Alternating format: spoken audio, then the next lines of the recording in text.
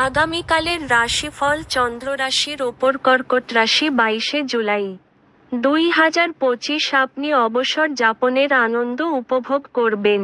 আপনার একজন পুরানো বন্ধু আপনাকে কিভাবে আজ ব্যবসায়িকভাবে আরও বেশি লাভ অর্জন করতে পারে সে সম্পর্কে পরামর্শ দিতে পারে।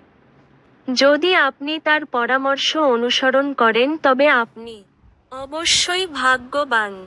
সামাজিক অনুষ্ঠানে উপস্থিত হওয়ার সুযোগ থাকতে পারে যা আপনাকে প্রভাবশালী ব্যক্তিদের ঘনিষ্ঠ সান্নিধ্যে আনবে।